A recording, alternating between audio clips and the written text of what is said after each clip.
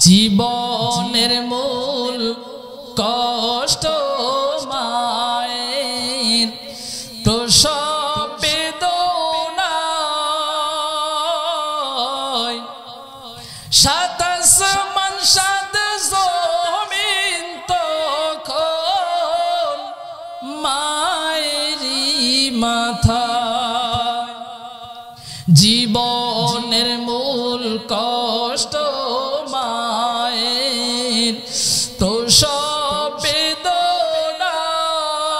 বেদনায় সাত আসমান সাত জমিন তখন মায়েরই মাথায় এমন মাকে কেমনে আজীব যাব আমি ভুলিয়া ও আমার প্রাণের মা মা গো মা কোথায় গেলে মোরে ছাড়িয়া জনম দুঃখী এতিম আমি চাই না কেহ ফিরিয়া ও আমার প্রাণের মা মা গো মা কোথায় গেলে মোরে ছাড়িয়া জনম দুঃখী এতিম আমি চাই না কেহ ফিরিয়া আমি যখন ছিলাম আমার মায়েরই উদরে চলাফেরা করতেন যে মা কত কষ্ট করে আমি যখন ছিলাম আমার মায়েরই উদরে চলাফেরা করতেন যে মা কত কষ্ট করে আমার সুন্দর মুখ দেখে মা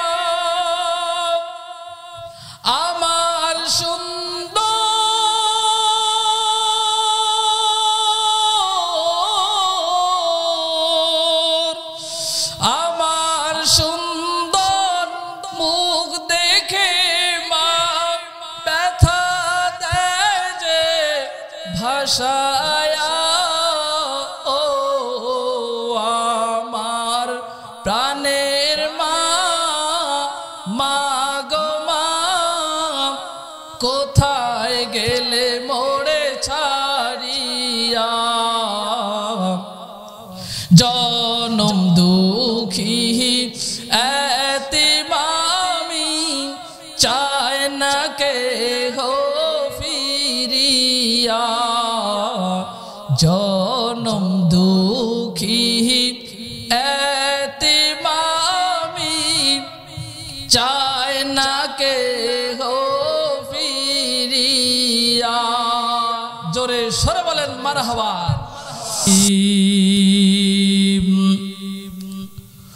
وقضى ربك ألا تعبدوا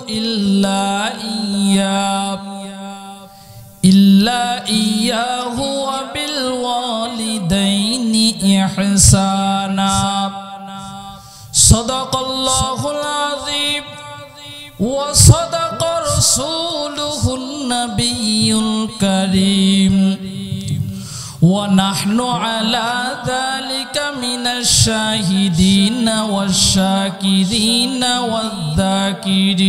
والذاكرين والحمد لله رب العالمين وقال رسول الله صلى الله عليه وسلم রিদার রব্বি ফি রিদাল ওয়ালিদাইন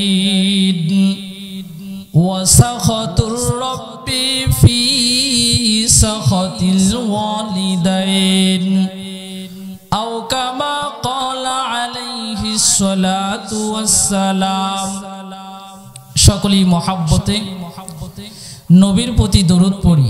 কি বলেন? নবীর প্রতি দরুদ পড়লে গুনাহ হবে? কষ্ট হবে?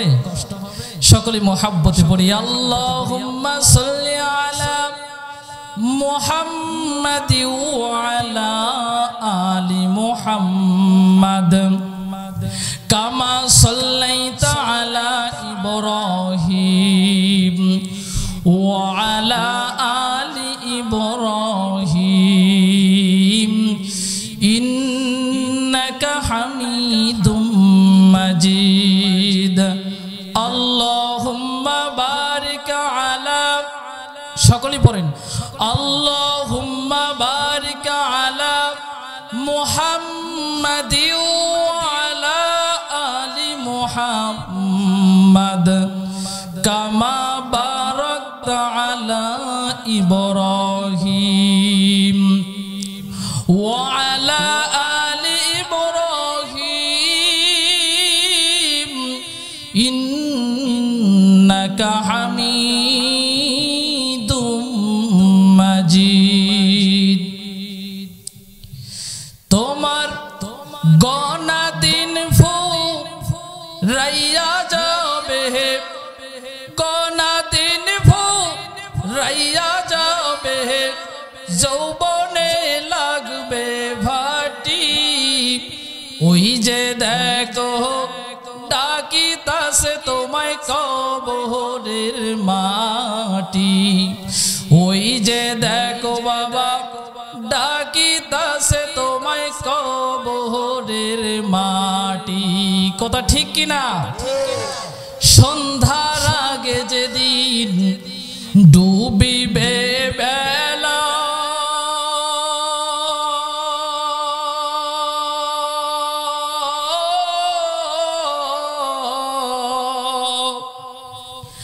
এক মিনিটে ভেঙ্গে যাবে তোমার রঙেরি মেলা। কথা কর, সন্ধ্যার আগে যেদিন ডুবিবে বেলা,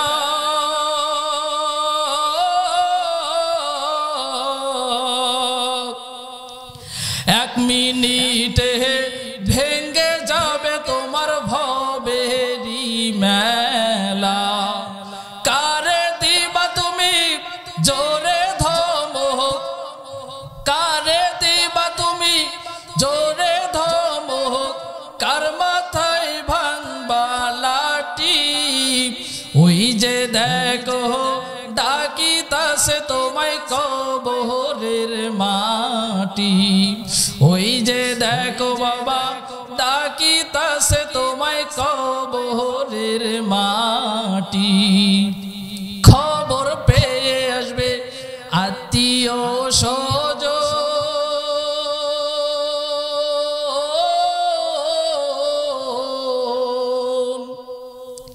তোমারই চাহার পাশে বসে তারা করিবে ক্রন্দন। ঠিক কিনা? মরতে হবে কি হবে না? তাহলে বলেন, খবর পেয়ে আসবে আত্মীয় স্বজন,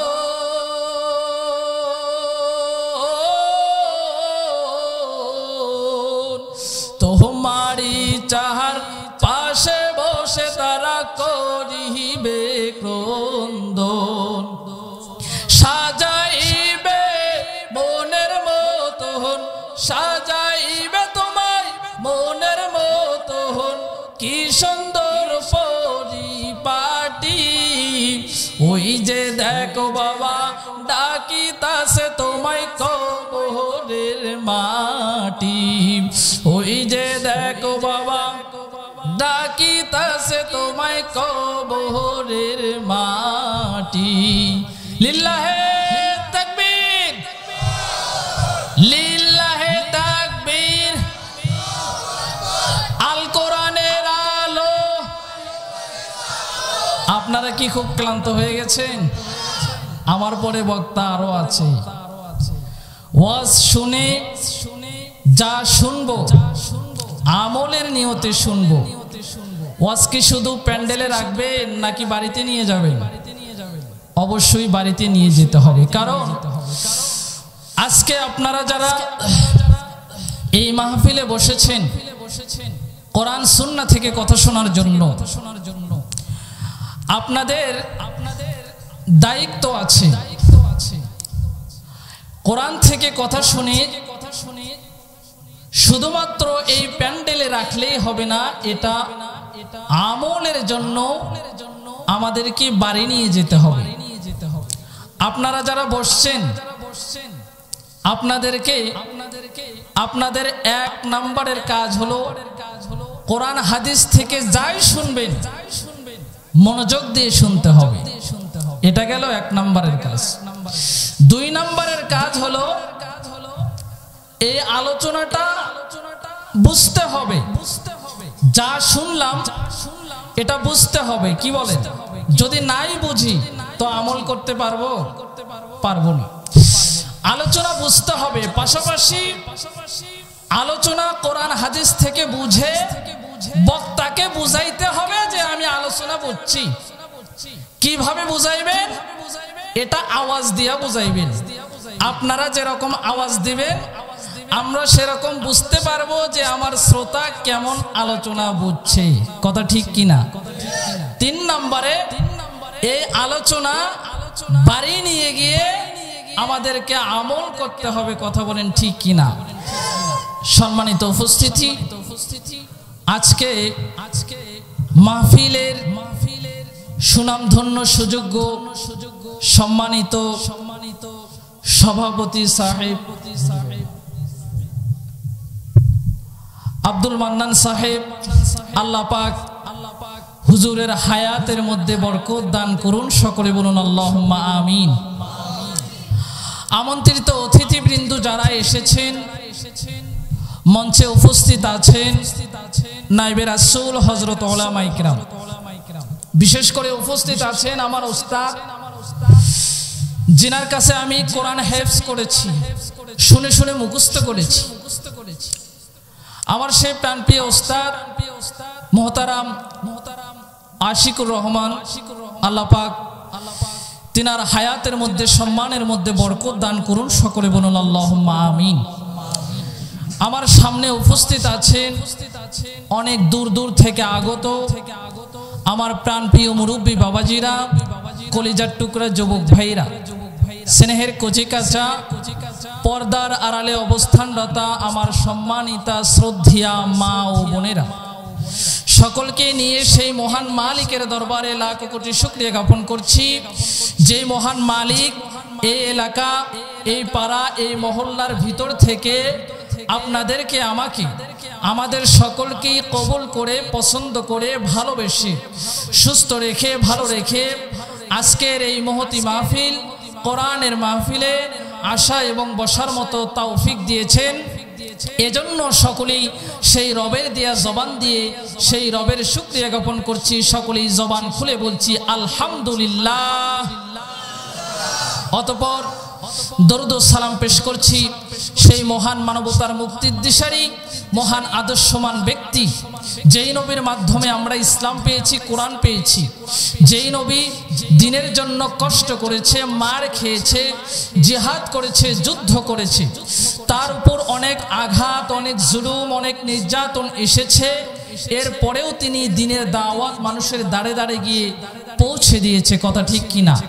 সম্মানিত উপস্থিতি, নবী করিম সাল্লাল্লাহু আলাইহি ওয়াসাল্লাম যখন মানুষের দাঁড়ে দাঁড়ে কোরআনের বাণী, তাওহীদের বাণী মানুষের দাঁড়ে দাঁড়ে গিয়ে পৌঁছে দিচ্ছে, তো আবু জাহেল তৎকালীন যুগের কাফেরদের নেতা, এই নেতা দেখলো যে মোহাম্মদ যেইভাবে দ্বীনের দাওয়াত মানুষের দাঁড়ে দাঁড়ে গিয়ে পৌঁছে দিচ্ছে, এইভাবে যদি চলতে থাকে তো আমাদের চেয়ার থাকবে না।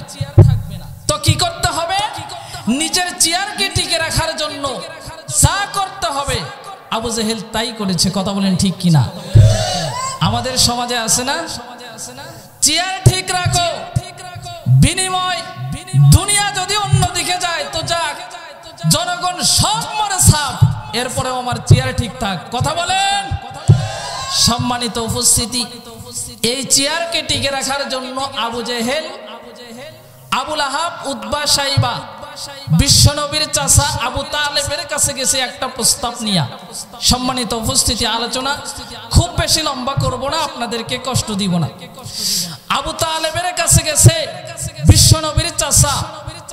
আবু তালেবের কাছে গিয়ে বলে, কি ব্যাপার, তোমার ভাতিজা কি শুরু করেছে? এই রকম করে যদি চলতে থাকে তো আমাদের নেতাগিরি তো থাকবে না।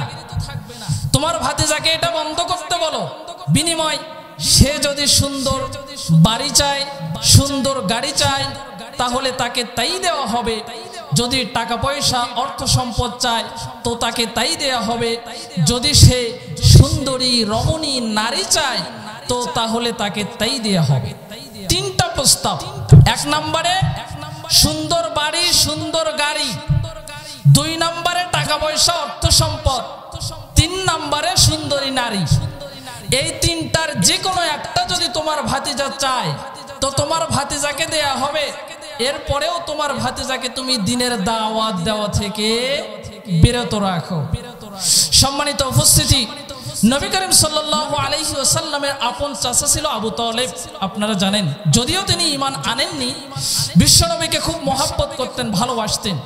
তো বিশ্বনবীর চাচা আবু তালেব বিশ্বনবীকে ডাকলেন, ভাতিজা, কি চাচা, এদিকে আসো।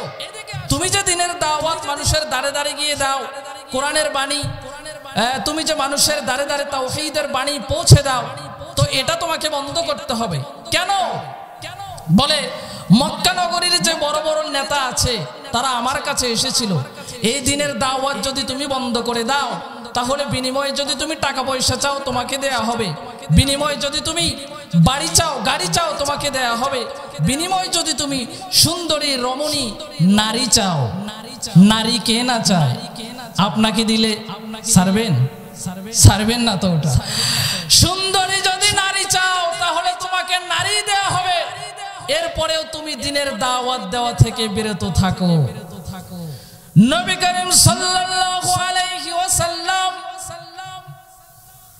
চাচাকে ডাক দিয়ে বলে, চাচা,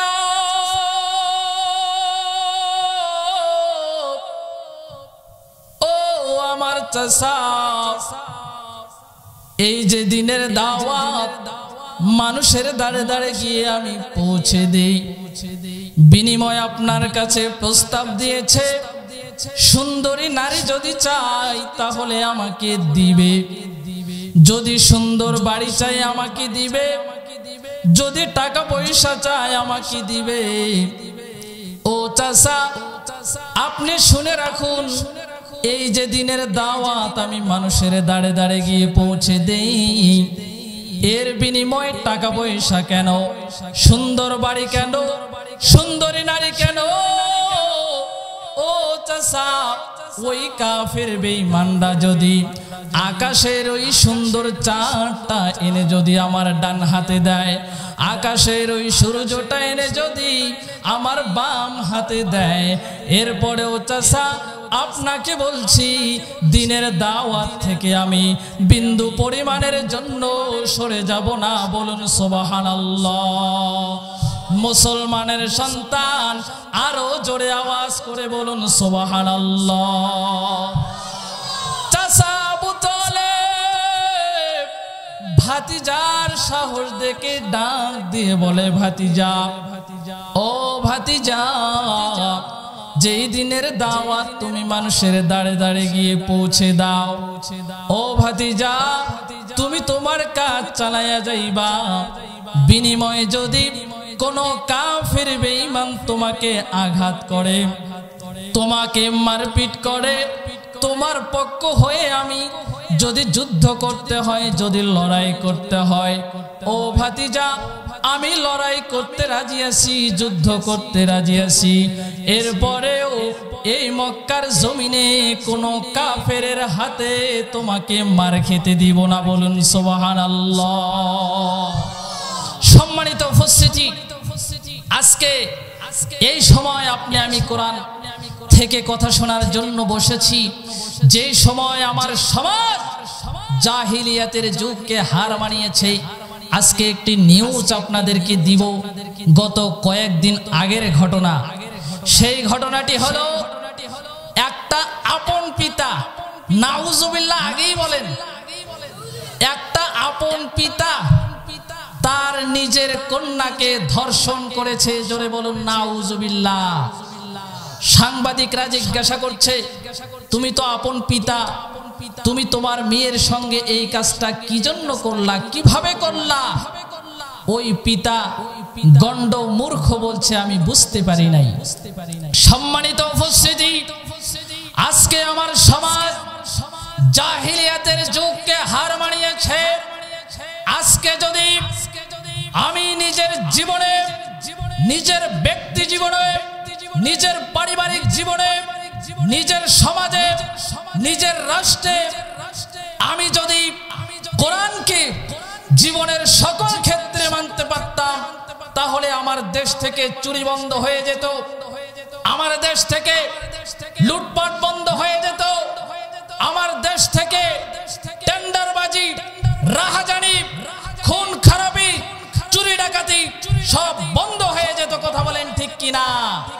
সম্মানিত উপস্থিতি, আজকে আপনি আমি কোরআন থেকে দূরে সরে আছি। সম্মানিত উপস্থিতি, আজকে যদি আমার রান্নাঘর থেকে শুরু করে পার্লামেন্ট পর্যন্ত কোরআনের সমস্ত আইন দিয়ে চলতো, তাহলে আমার দেশে ওয়াজ মাহফিলের তো এত প্রয়োজন ছিল না। আমার দেশে মসজিদ মাদ্রাসার অভাব নাই, আমার দেশে পীর মুরিদের অভাব নাই, আমার দেশে আলেম ওলামার অভাব নাই। এরপরেও এই যে লুট, এই যে অন্যায় অপকর্ম, তার পেছনে একটাই কারণ, আমাদের অন্তরে আজকে তাকওয়া নাই। আমরা আজকে কোরআন থেকে অনেক দূরে সরে আছি। কথা বলেন ঠিক কিনা? সম্মানিত উপস্থিতি, এই জন্যই বলতেছিলাম, কোরআন আমাদের জীবনের সকল ক্ষেত্রে মানতে হবে, নাকি আংশিক মানলেও চলবে? সকল ক্ষেত্রে কোরআন মানতে হবে। কথা ঠিক কিনা? সম্মানিত উপস্থিতি, এই কোরআনের সূরা বানী ইসরাঈল থেকে আপনাদের সামনে ছোট্ট একটি আয়াতে কারিমা তেলাওয়াত করেছি। নবী করিম সাল্লাল্লাহু আলাইহি ওয়াসাল্লামের অসংখ্য অগণিত হাদিসের ভিতর থেকে একখানা হাদিসের টুকরা আপনাদের সামনে পেশ করেছি। আসুন এই আয়াত হাদিসকে সামনে রেখে আপনাদের সামনে সংক্ষিপ্ত আকারে কিছু কথা বলবো। ওমা তৌফিকি ইল্লা বিল্লাহ, আলাইহি তাওয়াক্কালতু ওয়া ইলাইহি উনীব। আল্লাহ রাব্বুল আলামিন বলেন, ওয়া ক্বাদা রাব্বুকা আল্লা তা'বুদু ইল্লা ইয়াহু ওয়া বিল ওয়ালিদাইনি ইহসানা। জোরে বলুন আল্লাহু আকবার। আল্লাহ রাব্বুল আলামিন বলেন, আমি রব্বুল আলামিনের সিদ্ধান্ত হয়ে গেছে, আমি রব একমাত্র আমার ইবাদত করতে হবে, আমার গোলামি করতে হবে। দুনিয়াতে আমি রব ব্যতীত কারো গোলামি করা যাবে না। এই কপাল দিয়ে একমাত্র কেবলমাত্র শুধুমাত্র সিজদা পাওয়ার উপযুক্ত আল্লাহ রাব্বুল আলামিন। দুনিয়ার কোনো মাজার নয়, দুনিয়ার কোনো ওলিয়া উলিয়া নয়, দুনিয়ার কোনো পীর সাহেব আপনার আমার কপাল দ্বারা সিজদা পাবে না। সিজদা পাবে একমাত্র শুধুমাত্র আল্লাহ। আমার মা বোনরা, সন্তান দেওয়ার মালিক আমার আল্লাহ, সন্তান না দেওয়ার মালিক আমার আল্লাহ, সন্তানকে দিয়ে আবার সন্তানকে কেড়ে নেওয়ার মালিক আমার আল্লাহ। ওই রবের ইবাদত করতে হবে। কেন ওই রবের ইবাদত করব? বলে রব আমাদেরকে সৃষ্টি করেছে, এমন ভাবে সৃষ্টি করেছে, ওই মায়ের পেটের ভিতরে যেখানে দুনিয়ার কোনো মানুষের খাবার পৌঁছানো সম্ভব নয়, যেখানে দুনিয়ার কোনো মানুষের ডাক্তারি চলে না, যেখানে দুনিয়ার কোনো বৈজ্ঞানিক কাজ করে না, ওই মায়ের পেটের ভিতরে যে রব আপনাকে আমাকে খাবার খাওয়াইছে, ওই মায়ের পেটের ভিতরে যেই রব আপনার আমার অক্সিজেনের ব্যবস্থা করেছে, এরপর যখন মায়ের পেট থেকে বের হয়ে আসলাম, বের হয়ে আসার পর দুনিয়াতে আমি চলতে পারি না, হাঁটতে পারি না, কথা বলতে পারি না, দুনিয়ার এই শক্ত শক্ত খাবারগুলো আমি খাইতে পারি না। তো রব আপনার আমার জন্য মায়ের স্তনের ভিতরে এত সুন্দর দুধের ব্যবস্থা করে দিয়েছে, ওই দুধ খেয়ে আজকে আপনি আমি এ পর্যন্ত এসেছি। শুধুমাত্র তাই নয়, ও যুবক, আজকে তুমি সেই রবের নাফরমানি কিভাবে করো? আজকে মসজিদে আজান হয়ে গেলে তুমি কেন মসজিদে যাইতে চাও না? আজকে তুমি কেন মোবাইলের ভিতরে তোমার সময়টা কাটায় দাও? আজকে তুমি কেন গেম খেলার ভিতরে তোমার সময়টা কাটাও? ওই রব কেমন নিখুঁত আপনাকে আমাকে সৃষ্টি করেছে, দুইটা হাত দিয়েছে, এরপর দুইটা পা দিয়েছে, জবান দিয়েছে কথা বলার জন্য। এজন্যই তো আমার চেহারার সাথে হুজুরের চেহারা মিলে না, এই হুজুরের চেহারার সাথে আবার এই লোকের চেহারা মিলে না, একজনের চেহারার সাথে আরেকজনের চেহারা মেলে না, একজনের ঠোঁটের সাথে আরেকজনের ঠোঁট মেলে না, একজনের চেহারা একজনের শরীরের গঠনের সঙ্গে আর একজনের শরীরের গঠনটা মেলে না। এমন নিখুঁত এত সুন্দর কারিগর তিনি, আপনাকে সৃষ্টি করেছে একরকম, আমাকে সৃষ্টি করেছে আর একরকম। এই পৃথিবীতে বিভিন্ন রকমের মানুষ আল্লাহ পাক রব্বুল আলামিন সৃষ্টি করেছে। আল্লাহ রব্বুল আলামিন সৃষ্টি করে রব্বুল আলামিন ডাক দিয়ে বলেন, ওয়ামা খালাকতুল জিন্না ওয়াল ইনসা ইল্লা লিয়াবুদুন।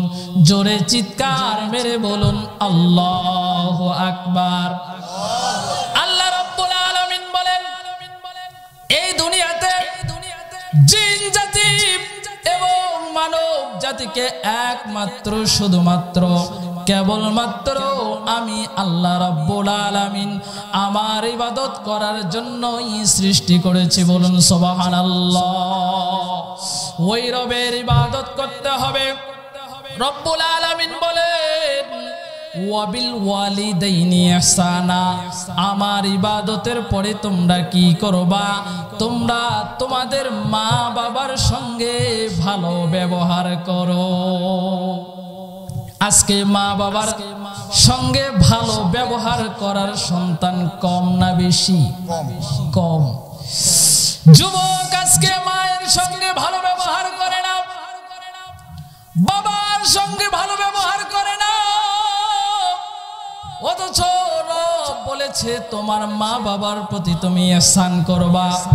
আজকে যুবক মাকে বুড়ি বলে গালি দেয়, আজকে যুবক বাবাকে বুড়া বলে গালি দেয়। অনেকে বলে, হুজুর এতদিন পর্যন্ত আমার সন্তান আমার কাছে ভালো ছিল, যেই না মাত্র একটা মেয়েকে বিবাহ করে নিয়ে আসলো, অন্যের একটা মেয়ে নিয়ে এসে ঘরের মধ্যে ঢুকাইছে, অমনি আমার সন্তান আমাকে দেখতে পারে না, আমার সন্তান আমার কথা শোনে না। হুজুর আমার সন্তান আমাকে আজকে বুড়ি বলে গালি দেয়। এ যুবক ভাই, আজকে তুমি কার সঙ্গে বেয়াদবি করো? যন্ত্রণা সন্তান মাকে দিয়েছে, এরপরেও মা ওই সন্তানের ঠোঁটে চুমু দিয়ে বলে, এর সন্তান তুই আমাকে যা কষ্ট দিয়েছ আমি সব কষ্টগুলো ভুলে গেলাম, আর তোকে এই মুহূর্তে আমি মাফ করে দিলাম। বলুন সুবহানাল্লাহ। মুসলমানের সন্তান আরো জোরে আওয়াজ করে বলুন সুবহানাল্লাহ। জীবনের মূল কষ্ট মায়ের প্রসব বেদনায়, সাত আসমান সাত জমিন তখন মায়েরই মাথায়। জীবনের মূল কষ্ট মায়ের প্রসব বেদনায়,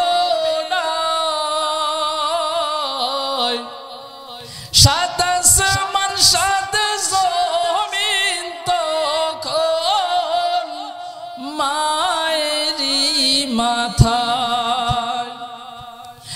এমন মাকে কেমনে আজি যাব আমি ভুলিয়া, ও আমার প্রাণের মা, মা গো মা, কোথায় গেলে মোরে ছাড়িয়া, জনম দুঃখী এতিম আমি, চাই না কেহ ফিরিয়া, ও আমার প্রাণের মা, মা গো মা, কোথায় গেলে মোরে ছাড়িয়া, জনম দুঃখী এতিম আমি, চাই না কেহ ফিরিয়া। আমি যখন ছিলাম আমার মায়েরই উদরে, চলাফেরা করতেন যে মা কত কষ্ট করে। আমি যখন ছিলাম আমার মায়েরই উদরে, চলাফেরা করতেন যে মা কত কষ্ট করে। আমার সুন্দর মুখ দেখে মা, আমার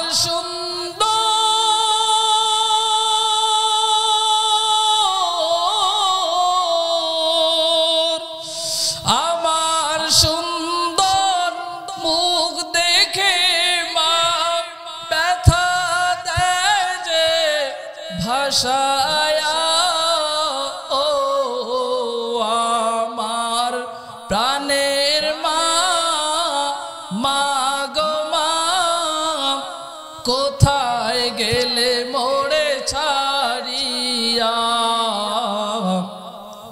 জনম দুঃখী এতিম আমি, চাই না কেহ ফিরিয়া, জনম দুঃখী এতিম আমি, চাই না কেহ ফিরিয়া। জোরে সরে বলেন মারহাবা। যুবক, আজকে তুমি মাকে কষ্ট দিয়েছো, আজকে তুমি বাবাকে কষ্ট দিয়েছো, মনে রাখবা তোমার জীবন থেকে বরকত উঠে যাবে। আজকে তুমি যে স্ত্রীকে, যে মেয়েকে টাকা দেখায়া আজকে তুমি বিবাহ করেছো, মনে রাখবা তোমার টাকাও যেদিন শেষ, আর ওই মেয়েটাও তোমার কাছ থেকে পালায়া চলে যাবে। কথা বলেন ঠিক কিনা? ওই যে কথায় আছে, অভাব যেদিন দরজা দিয়ে ঢুকবে, ভালোবাসা সেদিন জানালা দিয়ে পালাবে। কথা বলেন ঠিক কিনা? সম্মানিত উপস্থিতি, আর মা বোনদেরকে বলবো, ও বোন, ও যুবতী বোন, তুমি একজন যুবক ছেলেকে দেখিয়েছো মেকআপ, দেখিয়েছো তোমার সেই বিউটি পার্লারে সাজা, সেই তোমার সুন্দর অঙ্গ প্রত্যঙ্গগুলো মনে রাখবা। তোমার চেহারা থেকে যেদিন মেকআপ শেষ হয়ে যাবে সেই দিন ওই যুবক তোমাকে ছেড়ে অন্য মেয়েকে নিয়ে ভাগবে। কথা বলেন ঠিক কিনা? সম্মানিত উপস্থিতি, এজন্য বলতেছিলাম দুনিয়াতে মাকে কষ্ট দেওয়া যাবে না, বাবাকে কষ্ট দেওয়া যাবে না। সম্মানিত উপস্থিতি, আলোচনা অনেক ছিল। আল্লাহ রাসূল সাল্লাল্লাহু আলাইহি ওয়াসাল্লাম এই যে রমজান মাস, সিয়াম সাধনার মাস আসতেছে, শেষ করে দিব, সময় সংক্ষেপ। আল্লাহ রাসূল সাল্লাল্লাহু আলাইহি ওয়াসাল্লাম মসজিদে নববীতে তিনি খুতবা দেওয়ার জন্য তিনি মেম্বারে উঠতেছেন। প্রথম সিঁড়িতে পা রাখলেন, বললেন আমিন। দ্বিতীয় সিঁড়িতে পা রাখলেন, বললেন আমিন। তৃতীয় সিঁড়িতে পা রাখলেন, বললেন আমিন। সাহাবায়ে কেরাম অবাক হয়ে গেল, আর মনে মনে ভাবলো আজকে কোনো নতুন ওহী বিশ্বনবীর উপরে নাজিল হলো কিনা। বিশ্বনবী আজকে এরকম ভাবে 3 বার তিনি আমিন কেন বললেন? জুমার নামাজ শেষে সাহাবায়ে কেরাম বিশ্বনবীকে ভয়ে ভয়ে প্রশ্ন করলেন, ইয়া রাসূলুল্লাহ, আজকে আপনি কোনোদিন তো আপনি এরকম মেম্বারে ওঠার সময় আমিন বলেন না, আজকে কেন আমিন বললেন? এবার বিশ্বনবী বলেন, ও আমার সাহাবীরা, আমি যখন মেম্বারে উঠতেছিলাম তখন আমার কাছে জিবরাইল এসেছে। এই জিবরাইল, আমি যখন প্রথম সিঁড়িতে পা রাখলাম, জিবরাইল আমাকে বলল, ইয়া রাসূলুল্লাহ, যেই ব্যক্তি রমজান মাস পেলেও কিন্তু সিয়াম পালন করলো না, যেই ব্যক্তি রমজান মাস পেলেও কিন্তু নিজের জীবনের গুনাহ খাতা মাফ করে নিতে পারলো না, ওই ব্যক্তি ধ্বংস হোক। আমি বিশ্বনবীর সমর্থন দিলাম, আমি বললাম আমিন। দ্বিতীয় সিঁড়িতে যখন পা রাখলাম তখন জিবরাইল আমাকে বলে, ইয়া রাসূলুল্লাহ, আপনি বিশ্বনবী, আপনি শ্রেষ্ঠ নবী, আপনার নাম শুনে যেই ব্যক্তি দরুদ পড়ল না ওই ব্যক্তি ধ্বংস হোক। আমি বিশ্বনবী সমর্থন দিলাম, আমি বললাম আমিন। তৃতীয় সিঁড়িতে যখন পা রাখলাম তখন জিবরাইল আমাকে বলে, ইয়া রাসূলুল্লাহ, এই পৃথিবীতে বৃদ্ধ মা জীবিত রয়েছে, বৃদ্ধ বাবা জীবিত রয়েছে, এরপরেও মা বাবার খেদমত করে, মা বাবার সঙ্গে সৎ আচরণ করে মা বাবাকে খুশি করতে পারলো না, নিজের জীবনের গুনাহগুলো মাফ করে নিতে পারলো না, নিজের ভুল ত্রুটি মা বাবার থেকে মাফ নিতে পারলো না, ওই ব্যক্তিও ধ্বংস হোক। আমি বললাম আমিন। সম্মানিত উপস্থিতি, এজন্যই বলতেছিলাম যুবক, মায়ের সঙ্গে কোশ্চিন কালেও বেয়াদবি করবা না। আজকে তোমার মা তো বুড়ি হয়েছে তোমার কারণে, তোমার বাবা তো বুড়া হয়েছে তোমার কারণে, তোমাকে পেটে ধারণ করেছে মা, তোমার জন্য রক্ত ঝরিয়েছে তোমার মা, তোমার জন্য তোমার বাবা রোদকে রোদ না মনে করে, বৃষ্টিকে বৃষ্টি না মনে করে তোমার বাবা পরিশ্রম করেছে, নিজে না খেয়ে তোমাকে খাওয়াইছে। আজকে সেই বাবা বুড়া হয়ে গেছে, সেই মা বুড়ি হয়ে গেছে, আজকে তুমি তাদেরকে গালি দাও। খবরদার যুবক, তোমার জীবন ধ্বংস হয়ে যাবে, ইহকাল ধ্বংস হয়ে যাবে, পরকালও নষ্ট হয়ে যাবে। সম্মানিত উপস্থিতি, এজন্যই বলতেছিলাম, আলোচনা শেষ। আপনারা কি মন খারাপ করেছেন? এই জন্য বলতেছিলাম আমাদেরকে সাবধান থাকতে হবে। আল্লাহ রাব্বুল আলামিন কোরআনে যা আদেশ করেছেন আমাদের জন্য মানা অতীব জরুরি, কোরআনে যা নিষেধ করেছেন আমাদের জন্য বর্জন করা অতীব জরুরি। সম্মানিত উপস্থিতি, বর্তমানে ঈমানের উপর টিকে থাকা, বর্তমানে কোরআনের উপর, ইসলামের উপর টিকে থাকা অনেক কঠিন। ওই ইসরায়েলি বাহিনী, মনে রাখবেন, শুধুমাত্র ফিলিস্তিনের সেই আমার মুসলিম ভাই, আমার মুসলিম মা বোনদের উপর আঘাত কেন?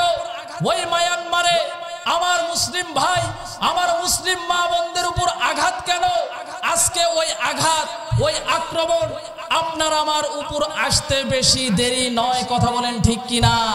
সম্মানিত উপস্থিতি, এজন্য যুবক, তোমরা যদি ইসলামের দিকে এগিয়ে আসো, তোমরা যদি ওমরের মতো হয়ে যাও, তোমরা যদি ওমরের মতো হুঙ্কার ছাড়ো, তোমরা যদি খালিদ বিন ওয়ালিদের মতো হুঙ্কার ছাড়ো, তাহলে কোন নাস্তিক, কোন মুরতাদ, কোন ইসলাম বিরোধী, কোন কোরআন বিরোধী আমার বাংলার জমিনে কোরআনের বিরুদ্ধে আঙ্গুল তুলে কথা বলতে পারবে না। কথা বলেন ঠিক কিনা? সম্মানিত উপস্থিতি, এজন্যই বলতেছিলাম দিনের উপর অটল অবিচল থাকতে হবে। যুবক ভাই, আমার মা, আমার বোন, আপনাদেরকে সামনে নিয়ে কোরআন সুন্নাহ থেকে সংক্ষিপ্ত আকারে কিছু কথা বললাম। আমার জন্য দোয়া করবেন। চোখে দেখতে পারি না, আপনাদের সামনে কথা বললাম, দেখতে পারি নাই সকলকে। কোরআন পড়েছি, মুখস্থ করেছি, দেখতে পারি নাই। দোয়া করবেন। পৃথিবীর অনেক নাজ নিয়ামত দেখতে পারি না, তারপরেও আল্লাহ তাআলার কাছে শুকরিয়া আদায় করি আলহামদুলিল্লাহ। আল্লাহ তাআলা অনেক সম্মান করেছে। আজকে মানুষ আমাকে সম্মান করে, আজকে মানুষ আমাকে সালাম দেয়, আমার জন্য মুসাফা, আমার সাথে মুসাফা করার জন্য দাঁড়িয়ে থাকে, এটা আমার সম্মান।